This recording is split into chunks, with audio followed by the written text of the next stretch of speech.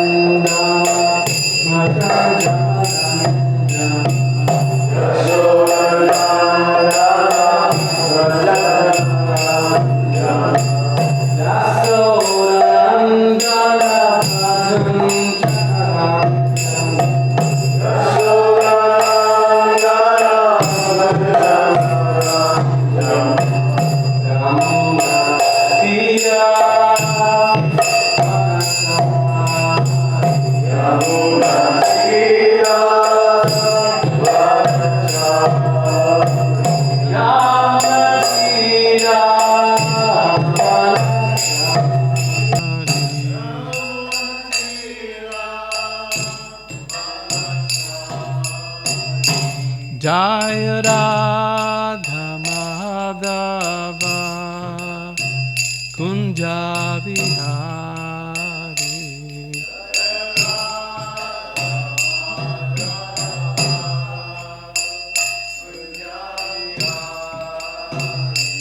Jaya Radha Madhava Kunja Vihari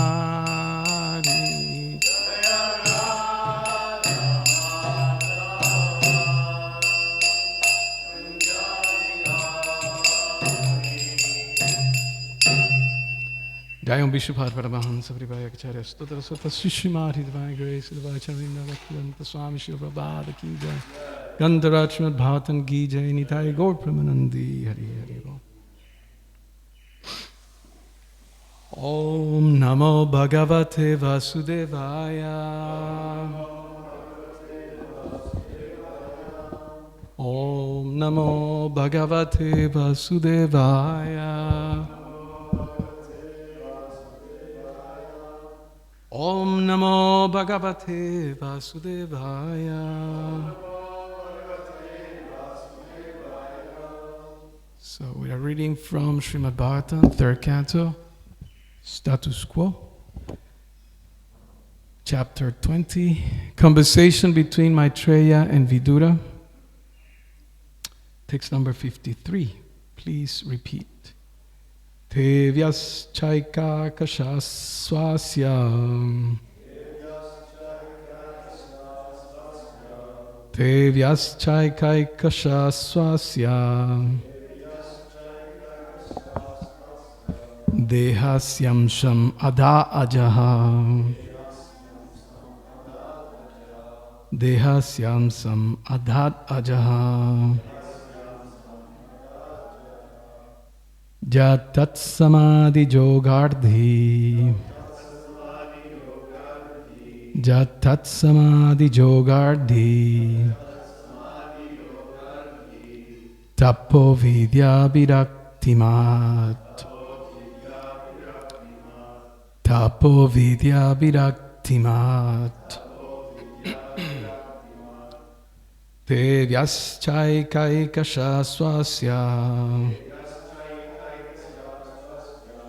Deha sham sham adat ajaha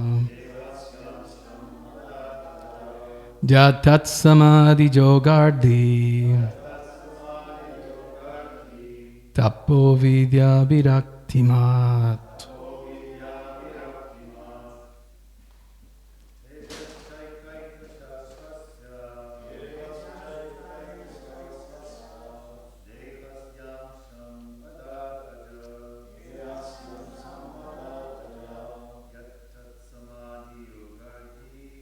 Samadhi jogardi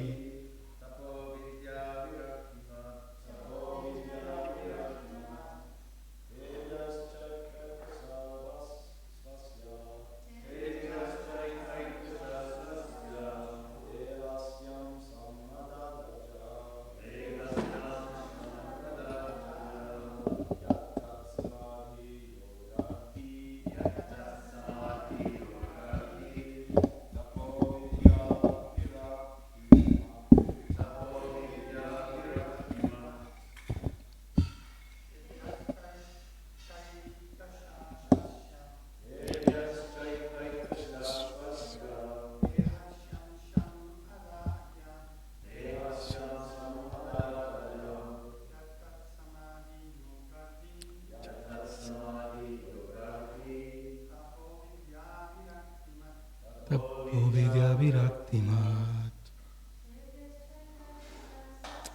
Devyaschaikakashasvasya dehasyam sam ada ajaha yattat samadhi jogardi tapo vidya viraktimat. Devya, to them, cha, and ekaikashaha, each one, swasya, of his own, dehasya, body, amsham, part, adat, gave, ajaha, the unborn Brahma, jat, which, tat, that, samadhi, deep meditation, yoga, concentration of the mind, riddhi, supernatural power, tapaha, austerity, vidya, knowledge, virakti, renunciation, mat, possessing. Translation. To each one of these sons, the unborn creator of the universe gave a part of his own body, which was characterized by deep meditation, mental concentration, supernatural power, austerity, adoration, and renunciation. Please repeat. To each one of these sons, the unborn creator of the universe gave a part of his own body, which was characterized by deep meditation, mental concentration, supernatural power, austerity, adoration, and renunciation. Purport by His Divine Grace, A.C. Bhaktivedanta Swami Srila Prabhupada Ki Jai. The word viraktimat in this verse means possess of the qualification of renunciation. Spiritual realization cannot be attained by materialistic persons. For those who are addicted to sense enjoyment, spiritual realization is not possible. In Bhagavad Gita, it is stated that those who are too attached to seeking material possessions and material enjoyment cannot reach yoga samadhi, absorption in Krishna consciousness. Propaganda that one can enjoy this life materially and at the same time spiritually advance is simply bogus. The principles of renunciation are four. 1. To avoid illicit sex life. 2. To avoid meat eating. 3. To avoid intoxication. And 4. To avoid gambling. These four principles are called tapasya, or austerity. To absorb the mind in the Supreme, in Krishna consciousness, is the process of a spiritual realization. Those end the Bhaktivedanta purports of the 3rd canto, 20th chapter of the Srimad Bhagavatam, entitled Conversation between Maitreya and Vidura.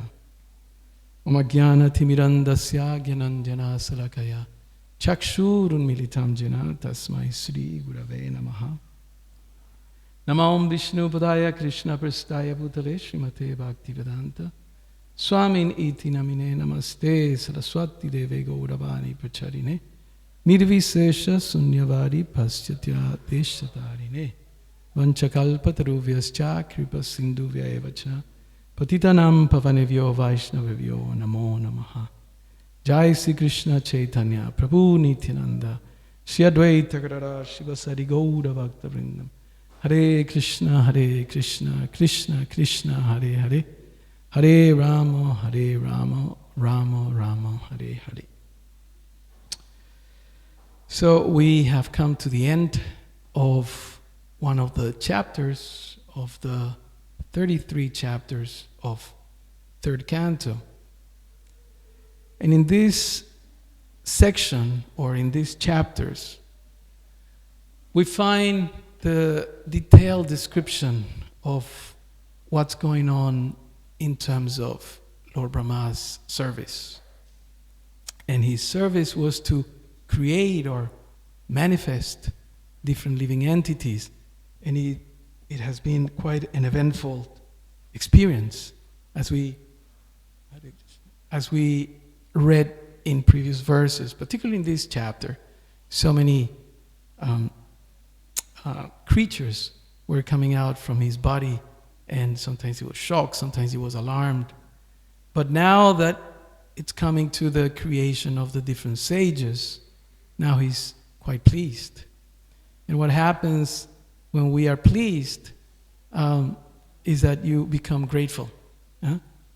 There are a few lectures, and we still find the recordings of Prabhupada glorifying sometimes he's a spiritual master in Vyasa Puja or disappearance days.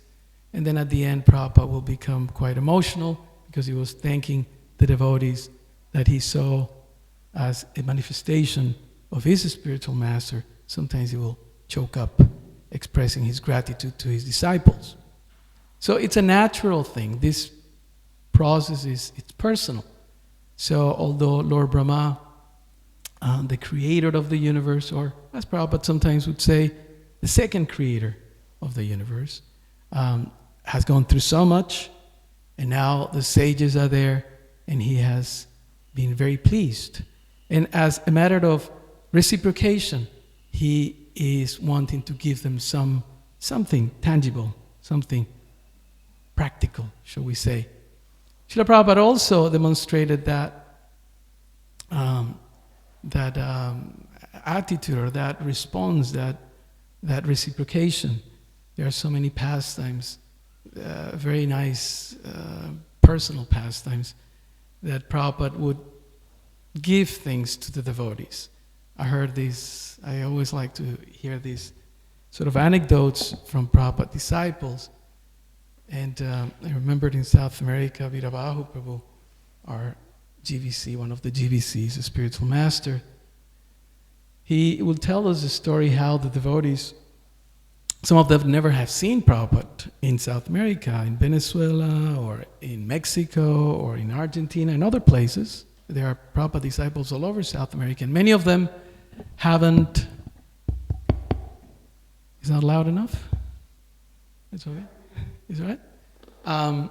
Haven't seen Prabhupada, never met Prabhupada. In fact, in America, I found a number of devotees, Prabhupada disciples, that never saw Prabhupada. But as he many times said, that the relationship between the guru and disciple is not limited by time and space, and therefore their connection with Prabhupada is there. And so many of us, still although in this lifetime we never saw Prabhupada, but it's so present, right? When we realize, or when we think, I never saw Prabhupada, sometimes, maybe some of you had that experience. You may have dreamt with Prabhupada or seen those movies or videos about Prabhupada, and it's very real.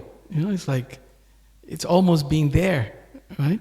Or when you read his pastimes, when you read Lilamrita or other biographies, it's incredible, Prabhupada's spiritual potency, that he's able to take you there. It's like, you are there.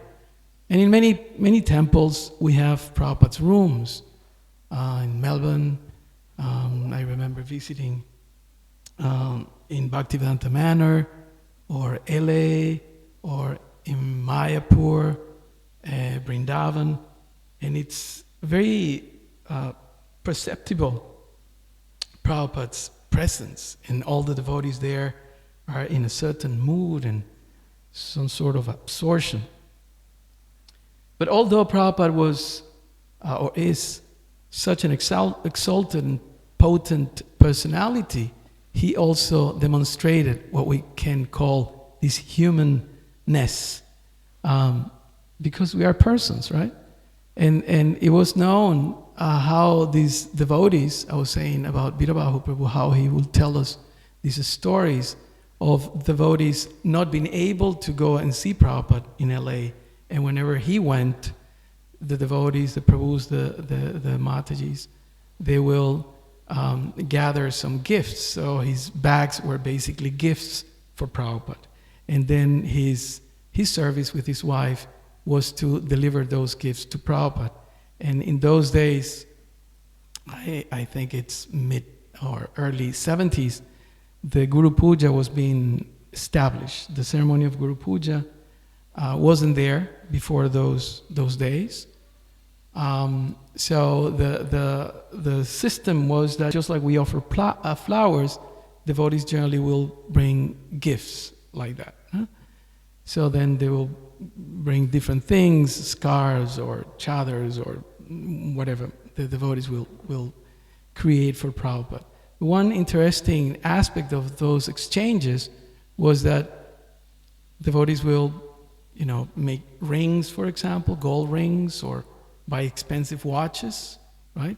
And imagine if you're a brahmachari or a brahmacharini, like most people in those days, you didn't have any money, but you were saving here and there, and then you were able to secure a ring for Prabhupada or expensive watch, and then with all your heart beating twice or thrice the normal speed, you will come and give it to Prabhupada, and Prabhupada will appreciate, put it on or something like that, give you some flowered or sweet ball or something like that. And then what happens, the very next temple that Prabhupada will visit, he will give that watch away as a reward or as a gift to devotees. I believe it was Mother Jagatarini or others, I forgot now, if not more than once, that somebody was marrying, and then Prabhupada asked the husband, so you're married? All right, so do you have the rings?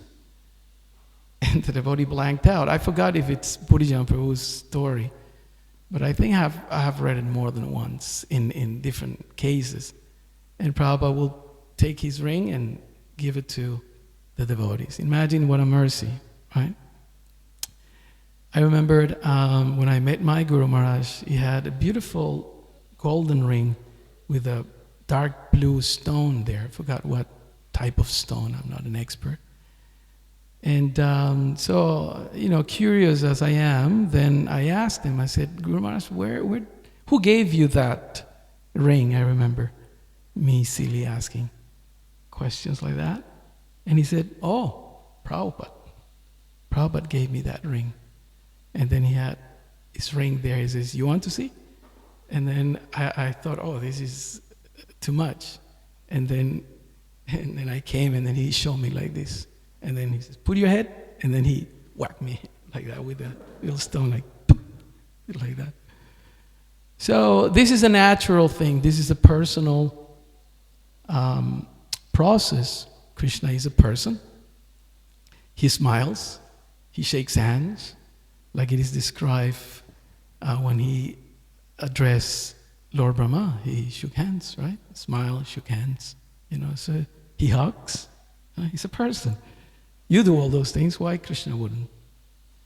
So this is an aspect of this verse that Lord Brahma it's happy, it's pleased with the sages. And as a form of gratitude or reciprocation, he is giving something to the sages. The verse says, a part of his own body. That's quite telling. Part of his own body. So, how many parts, how many gifts he's giving here? Who remembers? I think there's one more. Prabhupada includes an extra one, but it's there in Sanskrit. Here, on the whiteboard. How many? 5. Prabhupada in the translation, Prabhupada says 6. Let's go through them. First of all, deep meditation. Deep meditation. The second one, mental concentration. The third one, supernatural power. Austerity, adoration, and renunciation.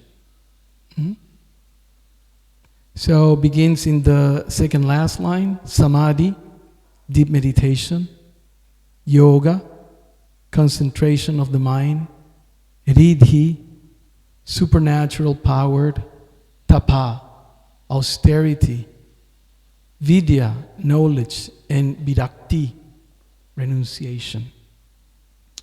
That's 5, right? 5, yeah.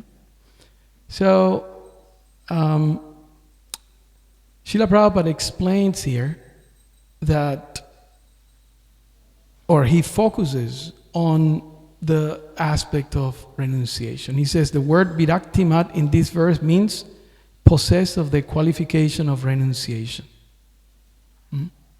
So why renunciation? Why do you think Prabhupada focuses on that? He could have expanded on all of them, but he chose to comment on the aspect of renunciation. Why do you think that is? What are your thoughts? My thought is even that Prabhupada says that one that's engaged in internal sense gratification, not attached to Great.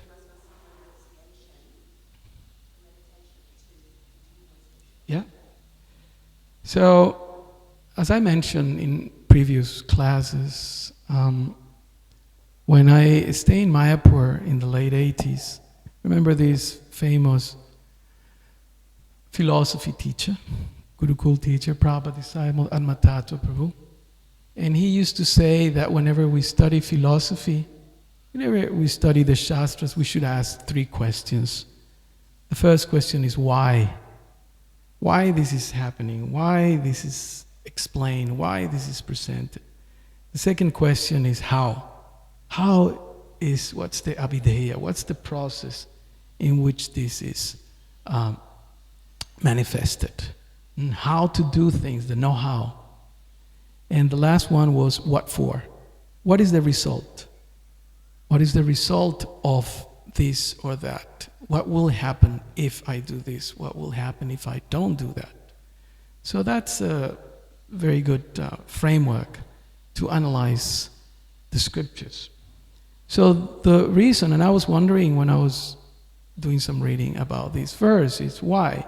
Because as we can see in the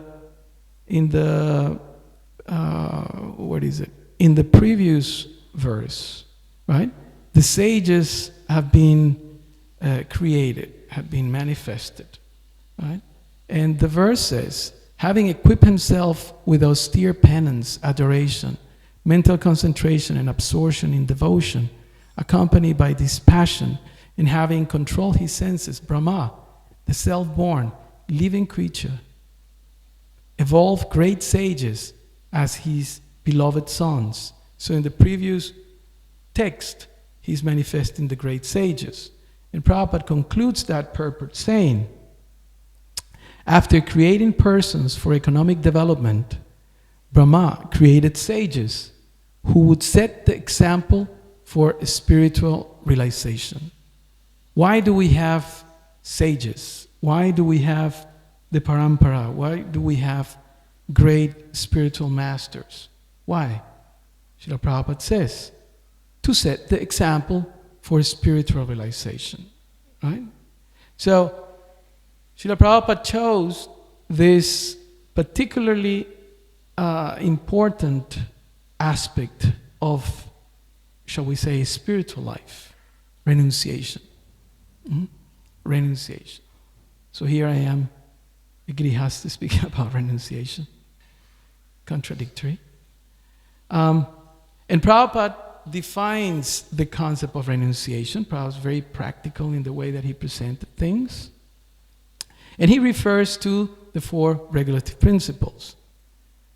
Avoiding sex life, meat eating, intoxication, and gambling. Right. So the question was, why? Why did Prabhupada choose renunciation? The purpose of renunciation is for us to train ourselves to act in the spiritual platform. Right? Generally, in the Bhagavad Gita, sometimes it is said that there are different bridges from some section to another, or from one chapter to another, or from one topic to another. And one of the bridges that we find, especially crossing from the first to the second section, after chapter 6, that was chapter 7, we have the chapter the bridge, of selfishness to selflessness, right? The first 6 chapters are mostly aimed at us, right? The mind, the senses, our work, our understanding, our experience, our feelings, our mind, our thoughts. They're all presented in that set of 5 chapters, from 2 to 6, And then we crossed a bridge, and that bridge brings us to Krishna, where Krishna explains, now I'm going to talk about me. Specifically, those middle 6 chapters are all about Krishna. And Krishna says, now you listen. Takshadinut. Okay? He devoted quite some time, a number of instructions to talk about the mind, and you're not the body, you're the soul, so many things, sacrifice, etc. But then we have to understand, as Nrsimha Kavacha Prabhu was saying yesterday, the purpose of sacrifice. What is the purpose of sacrifice? And the purpose of sacrifice is to please Krishna.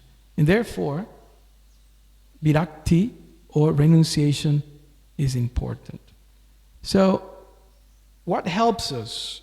Because one thing is the understanding. When we read the Shastras, one thing is that we understand. There are some aspects, chronological aspects, then historical aspects, sometimes political, different aspects. But then we have the philosophical understanding. What is the philosophical understanding? What is the purpose in life? Philo means life, right? And Sophy means study. So philosophy means the study of life. What is the purpose of life? Why are we here for? Often we read this again and again, or hear the transcription or the recordings, or read the transcriptions of Srila Prabhupada's conversations. And often the devotees will, I wouldn't say from the street, but more or less, whenever Prabhupada came, they will find someone that they thought, okay, it will be interesting to bring this person to Prabhupada, right? And where was it? In Germany or London? I forgot. Who was that? Bhaktivinoda Maharaj. I think he got hold of not physically, of a nun. And then he brought that nun, and you can see the picture there, and Prabhupada's talking to the nun and some other devotees. So, and Prabhupada would always ask that, so, what is your philosophy of life? What is the purpose of life? Imagine you are brought somehow by some kind of a special mercy and brought in the presence of Prabhupada, and he will ask you, what is your philosophy of life? What is the purpose? And sometimes professors, often we see that happen a lot in Los Angeles, in that little garden there beside the temple. Still the place is there, Prabhupada's garden they call it. Quite a small place, a small area. First time I went, I thought I was going to, you see the pictures and you see Prabhupada's presence and everything is like magnified, it's like almost shining, it's like a whole scenario. And then you go, it's like a little presence that you can see that the grandeur of that place, it's Prabhupada's presence, and you see the devotees there, and a few hairy heads, because everyone is shaved, but the hairy heads are generally professors from the different universities that the devotees have brought. And then Prabhupada will, challenge them. Sometimes, the way that Prabhupada had, the personality, the power that he had, people just surrender right there. I mean, surrendered in the sense that they may have 2-3 PhDs, yeah, but in the presence of Prabhupada, they knew that they couldn't. It was such a powerful presence.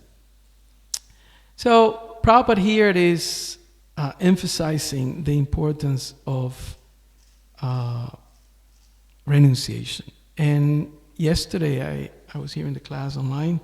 At the end, there was a question, but it wasn't addressed so much in detail because of the time shortage. But one of the devotees was mentioning deep meditation, samadhi. Samadhi is quite an important part of our process, shall we say. What Prabhupada used to say in regards of samadhi, who remembers the famous slogan?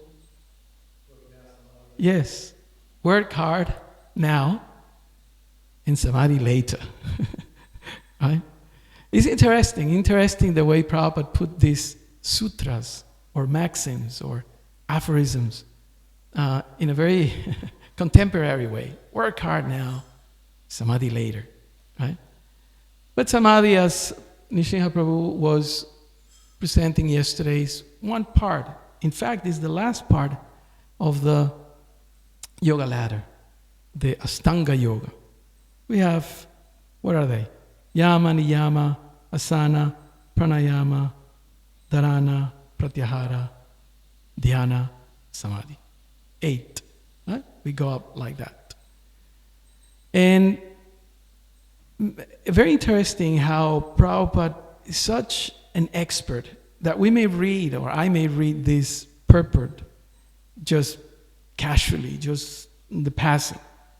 But if we put the handbrake and start going deeper and unpacking what Prabhupada is giving, just one purport is so much, right?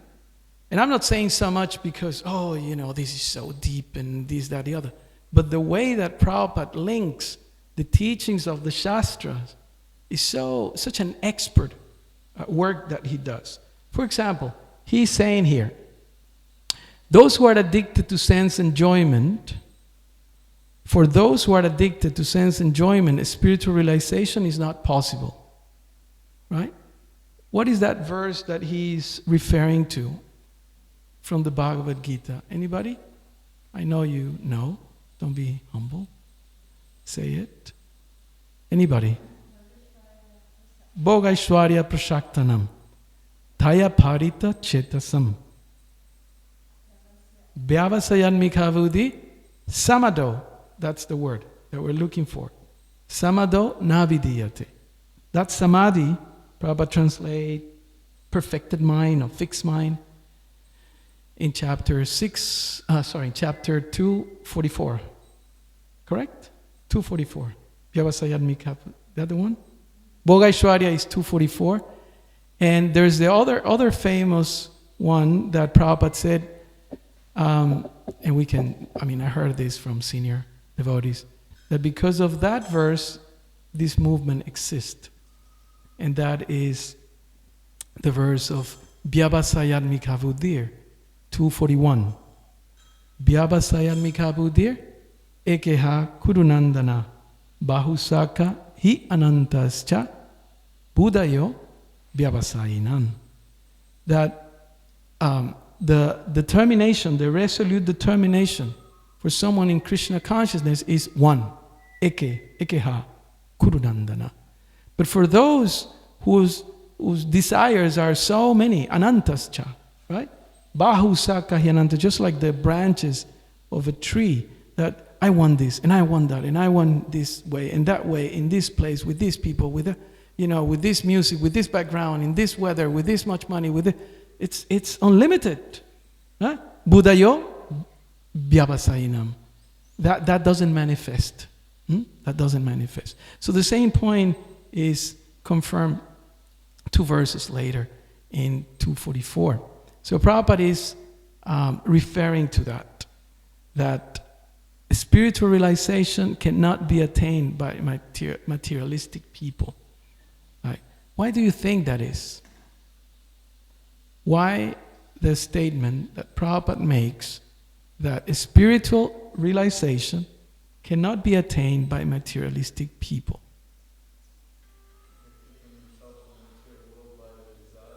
They are keeping themselves, did you say? Yeah. Okay. By their desires. Anything else? Why? Why not? Spiritual life is meant to be for everyone. Why we have to be so restrictive? This, chant Hare Krishna and be happy. Haribol, Haribol.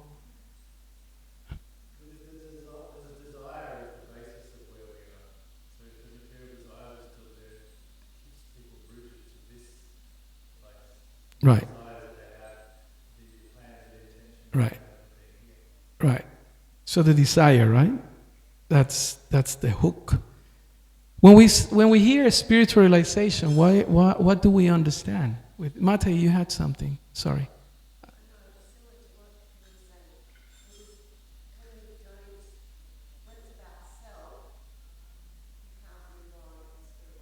Okay. When we don't, what ourselves, did you say? When it's about ourselves. Right. And there is a problem, shall we say, a technical problem. When we think about ourselves, right, we say selfishness, selflessness, right? When we think about ourselves, what is it? George Harrison that wrote that song, I, Me, and Mine, I think. I don't want to spoil the atmosphere, but yeah. I, Me, and Mine. When we think about ourselves, we think about our body, right? Yeah? Ourselves means our body. That's what we think. Correct? That's what I think, at least. Yeah? My body, myself, my mind. That's another one. Right? So, I, me, and mine. My body, my mind, my desires. Right? So, that is the problem.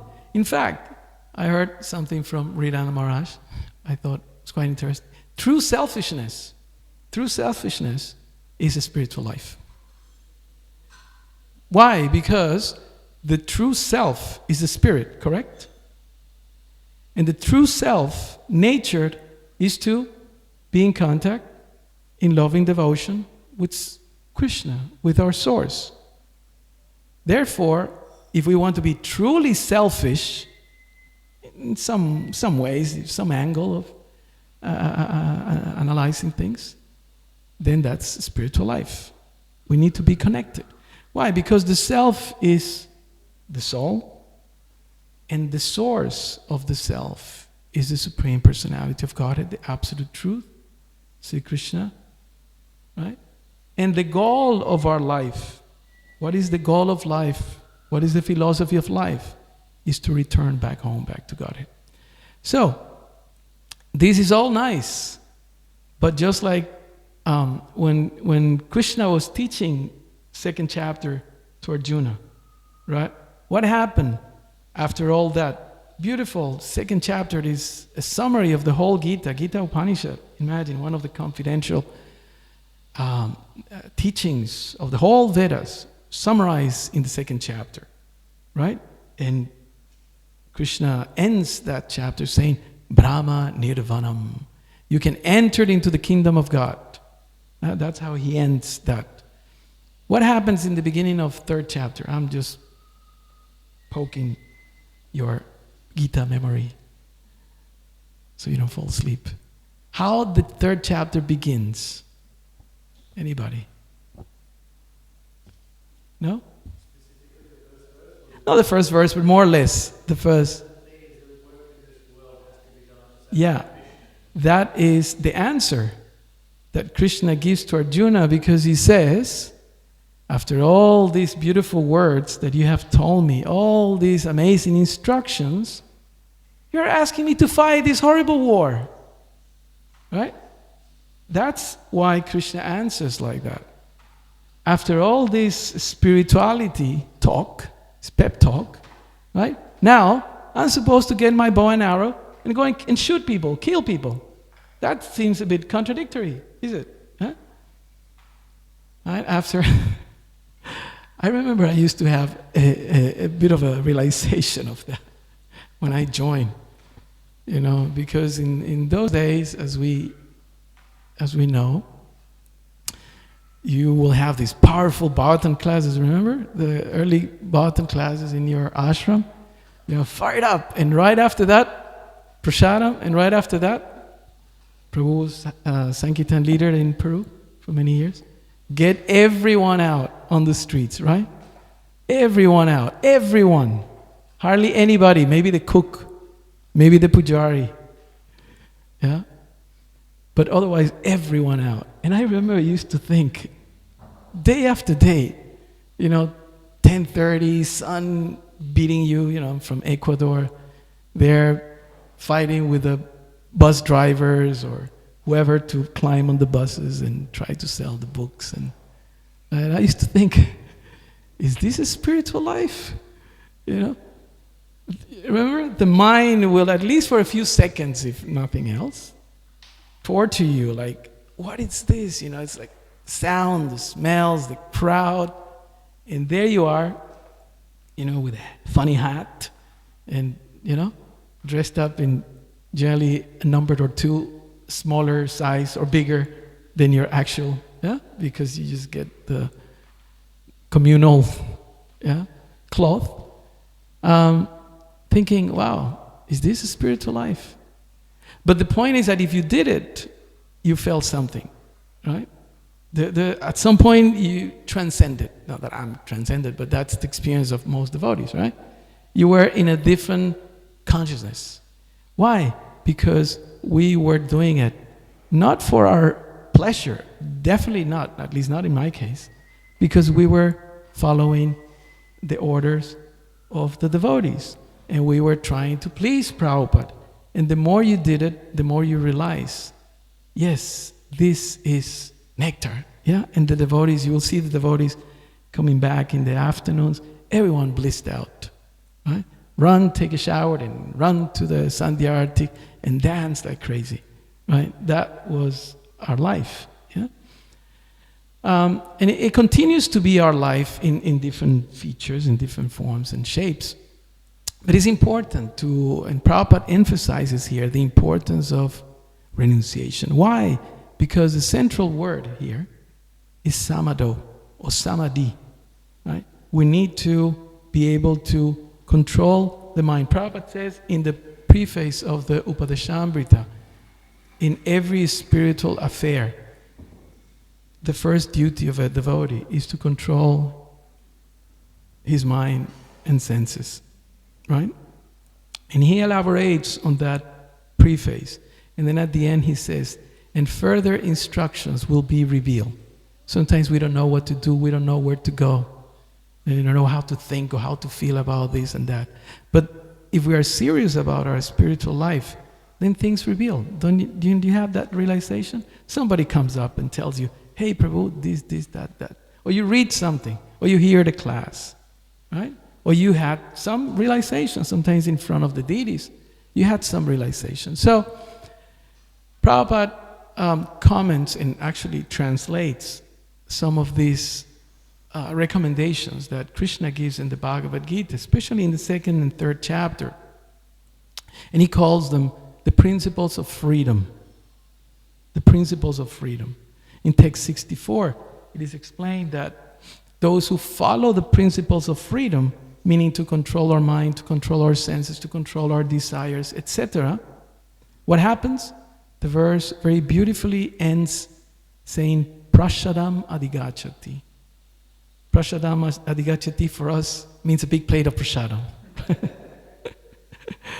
But Krishna says, Prashadam Adigachati. And prashadam means what, actually? Mercy. Those who are able to follow this path will receive completely the mercy of the Lord. The same word, prashadam, I mean, this is just an appetizer, it's coming. It's used by Arjuna at the end of the Bhagavad Gita. Prabhupada called the mantra of perfection. What is that mantra of perfection? Nasta moha smriti labdha. Towards the very end, practically is the last thing that is said in the conversation of them two, Krishna and Arjuna. He says, Nasta means to end, to cut, to finish. Nasta moha smriti labdha. Now my illusion, my forgetfulness is destroyed. Nasta moha smriti labdha. Now I have regained my memory. Tvam prashadam maya chuta. Now you have given me your mercy. Tvam prashadam maya. Stitusmi gata sandeha. Now let me maintain those instructions, those realizations. Karishye bachanantava. And let me do whatever you want me to do. Right? Stitusmi gata sandeha. So I was researching some classes and things about this, and I came across something quite interesting that Kadamba Swami said. He was retelling about the principles of freedom. Why do we have to control our senses? Why do we have to control our mind? You people are too much, you know. Life should be just happy and free for all, and everything is okay, peace and love, etc. So one time he tells the story that Jadvaita Maharaj was in New York. And some of you who know something or have been there or lived there in New York is a very special place. And the police, the NYPD, are very famous or infamous for certain behavior, certain attitude. They're tough, you know, they don't go with any silliness. They're just very direct. So Jadvaita Maharaj was there, walking, standing, and one of these policemen came. And as you know, Jadvaita Maharaj looks very renounced, monk-like. And he asked him, like in a defiant tone, so, what you people are renouncing? What is it that you people are renouncing? Right? And then Maharaj turned, and in his usual witty kind of way, he said, suffering. Because Maharaj is also from New York, so he knew the language, he knew the dynamic. Suffering. So Kadamba Kanana Maharaj explains that actually by following these principles, and what are the 4 principles? It's funny, every time you see an initiation ceremony, what happens? Most probably the candidates will forget one, isn't it? So, no illicit sex, no intoxication, no gambling, and no meat eating. Those are the principles of freedom. Why, we may say, I want to eat whatever. Somebody was telling me, why should I be reading the ingredients? You know, when you go and buy things, you have to make sure that it's vegetarian or vegan or something like that. Right? Why should I bother? Somebody was telling me. Right? I just want to be free. I just want to leave and whatever all these sort of philosophies. Yeah? But just like Maharaj said, by following these principles, we are free from suffering. Right? And this is proven nowadays. Maybe in the 60s or the 70s or the 80s or so, things were not so known, but in the 60s at least, was the hippie era. And everyone was taking drugs and free sex and all these sort of things. But there's a lot of suffering. There's a lot of suffering. Materialism in general brings a lot of suffering. That's the point. Prabhupada explains, also qualifies this statement, saying that it's not that we are against material things. We are against the inappropriate utilization of such things, starting with the body. So Prabhupada gives example. He says, for example, I'm a sannyasi. Sannyasi means a renounced person. And there is a lot of rules that sannyasis shouldn't do this, shouldn't do that, etc., etc. But he said, but I took a ship, right? And the first time when I went to India. And for a sannyasi, that's forbidden, right? So what am I supposed to do? I'm supposed to swim, Prabhupada says. And now I take planes, right? If I am meant to go from America to India, and some devotees have done that, they just go take boats and they, hitchhike from Europe to India, those stories, Radha Swami and others. So it's impractical. So the point is, what is the purpose, not only of our life and our body and our mind and our desires, but of everything? Yukta vairagya uchate. So, Lord Brahma created the sages, and he was happy. Why he created the sages? Because they will set example for spiritual realization, right? And as gratitude, he gave a part of his own body, and he offers 5 gifts. Now, if you would have the opportunity to receive one of these gifts, which one would you choose? They're there. Deep meditation. What else? Supernatural power. That sounds appealing. Supernatural power. Mental concentration. Austerity. Adoration. And renunciation. Which one? Fancies. Mental concentration. Okay. Samadhi. But you see, if we analyze, we only can achieve samadhi through renunciation. In fact, renunciation is the key. Because how Prabhupada translates renunciation? Austerity. He says austerity, right? He explains in these last verses the concept of austerity. How do you say austerity in Sanskrit? Is there too, right? Tapo, correct? So we just finished here. Tapo. What is the word that was told to Lord Brahma before the creation? Tapa. So if Prabhupada is making this beautiful point that if we are able to, what's that verse? Tapo divyam putrakam. That if we are able to accept voluntarily austerity, then everything will come. Right? Right? Everything will come. Generally, we reject austerity. I don't want to fast. I don't want to do this. I don't want to do that. But if we do it, then we see that so many things come your way. And that's not the purpose. What comes your way is that we are, as Rupa Goswami explains in the Upadeshamrita, prashadam adhigachati. Krishna says in the Bhagavad Gita, and what's that verse? Utsaha nischayat dhairya tatat karma pravartanat. Sangotyaga satobrite sadvidhi. Who remembers? Sadvidhi prashidati. Yeah, these 6 items strengthen our devotional service. So that is the purpose. That we do austerities. So bhakti is enhanced. Bhakti is strengthened. And what does bhakti mean? If we can put it simply, we are able to do things for the pleasure in Krishna, and Krishna will smile at us. That's the purpose. Okay? So we stop here. Thank you for your time. Is there any questions or...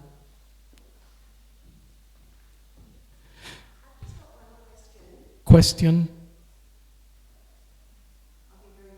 Yeah. I'm not hungry. You actually mentioned it in your, just now, when you were talking about the principles of renunciation. Maybe you were just talking about it now. When you were talking about principles of renunciation, you said, no illicit sex, no meeting, no. But actually in the purport, it's got here, to avoid, which, as you don't usually hear that word avoid, you only hear no.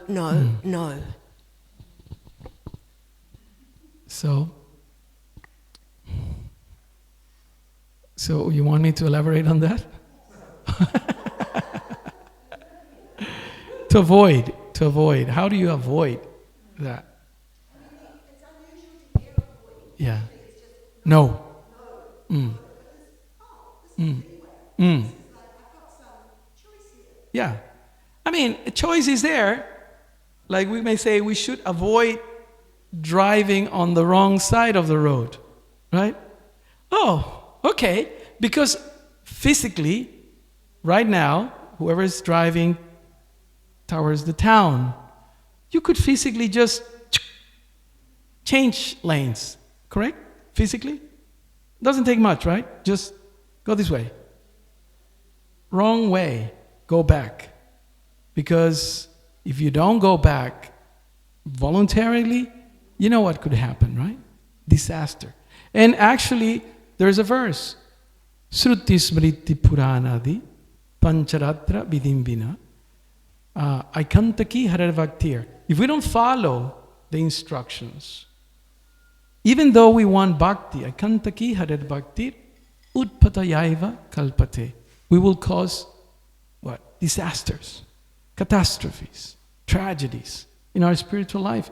And we have seen quite a lot in our lives and in our fellow practitioner, devotees, friends, etc. We have seen big and small. So we need to avoid whichever way we want to. Not for now. I remember Ravindra Sarup Prabhu was reading a prayer from a saint, a Christian saint. And he gives this a long elaboration of, God, please help me to get rid of this, and help me to get rid of that, and this and that, and greed and lust and so many things, but not just yet. Not just yet. Huh? So he's presenting that sometimes is our, yes, I want to, but not just now. Not just now.